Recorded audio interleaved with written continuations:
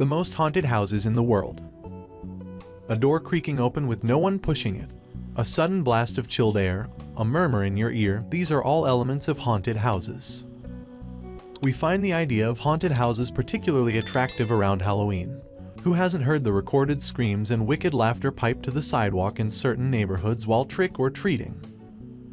Some cities are especially known for their spectral qualities, like New Orleans and Salem. But while we enjoy scaring ourselves, many of these homes carry a somber warning of the worst of human behavior, and sometimes even light research into the history of the haunting brings sadness rather than glee. Is it true that homes can carry the weight of the horrific acts committed within their walls? You'll have to see for yourself. Some of the houses on our list encourage visitors, while others are simply brooding over their stories. Number 1. Lalori House, New Orleans, LA. American Horror Story, Coven reignited interest in this famous French Quarter haunt. In the series, Kathy Bates plays Madame Delphine Lalori, a real-life socialite and serial killer who orchestrated a torture chamber for enslaved people at the Royal Street Mansion in the early 1830s. Lalori's victims are said to haunt the property to this day. From the street, pedestrians have heard shouts, moans, and weeping, while some even claim to have seen ghostly faces in the upstairs windows. Even still, the house's ghastly history hasn't stopped wealthy buyers. Before losing the home to foreclosure in 2009, actor Nicolas Cage owned it, and today a wealthy oil tycoon is said to hold the deed. Number 2. The Castle, Beaufort, SC. Beaufort's most recognizable antebellum mansion is also one of the South Carolina town's most haunted. Though construction began in the 1850s, the house was only partially finished when it was commandeered in 1861 as a Civil War military hospital. An outbuilding behind the house served as the hospital's morgue, and bodies are rumored to be interred on the home's extensive grounds. After the house finished construction following the war's end, supernatural sightings began. Among the spirits occupying the property is Gauche, a French dwarf jester that came to the area in the 16th century. In the past, he reportedly joined a young girl who lived in the home for tea parties, and wandered the grounds in full sight of gardeners and visitors. If you want to see it for yourself, the castle is privately owned but occasionally opens for tours and events. Number 3. Lizzie Borden House, Fall River, MA. Some say a ghostly face appears in the cellar over the sink where bloody clothing may have been washed right after the 1892 hatchet murders of Andrew and Abby Borden. The possible perp. Andrew's daughter Lizzie, who was acquitted at the trial of the century, perhaps by the jury's error.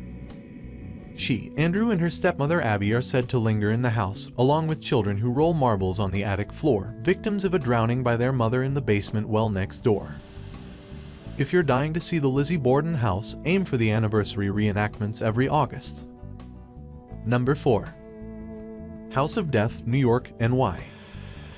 The city that never sleeps is probably just too afraid to close its eyes. The House of Death, a famous brownstone off Fifth Avenue, is reportedly terrorized by a whopping 22 ghosts. Are any of them paying rent? Unlikely. In any case, the most famous ghoul among them is none other than Mark Twain, who lived here 1900 to 1901, while the most heartbreaking is the ghost of a 6-year-old girl who was beaten to death in 1987 by her father, criminal prosecutor Joel Steinberg. In addition to sightings of Twain and the young girl, residents claim to have seen visions of a lady in white and a gray cat. Number 5. Molly Brown House, Denver, CO. Margaret Brown championed workers' rights, fought for suffrage, and won the French Legion of Honor award for her help in France during WWI. But she is best remembered for surviving the Titanic's sinking. Dubbed posthumously the unsinkable Molly Brown, it's said that she still haunts her prized Victorian home, now a museum. Visitors say they've seen apparitions in the dining room, smelled mysterious pipe smoke from Margaret's husband, and noticed rearranged furniture and unscrewed light bulbs. Number 6. The Sally House, Atchison, KS. At one of the most haunted houses in America, the bad energy allegedly stems from a botched appendectomy. The 6-year-old girl who haunts the house died during a desperate procedure without anesthesia at the turn of the century.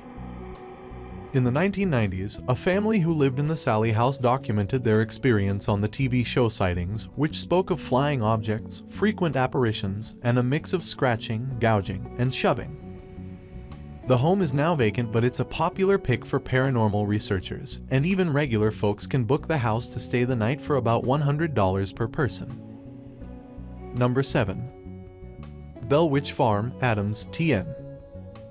It's the age-old tale of neighbors at war. A woman named Kate Batts believed her neighbor, John Bell, cheated her out of some land. Lying on her deathbed in the early 19th century, she swore she would haunt him forever. The result was mayhem for the Bell family, which said they experienced physical attacks and heard chains dragged across floors and noises in the walls. They even claimed to see odd-looking animals on their farm, like a dog with a rabbit's head. You can now tour the Bell Witch Cave in the replica of John Bell's log cabin from May through October.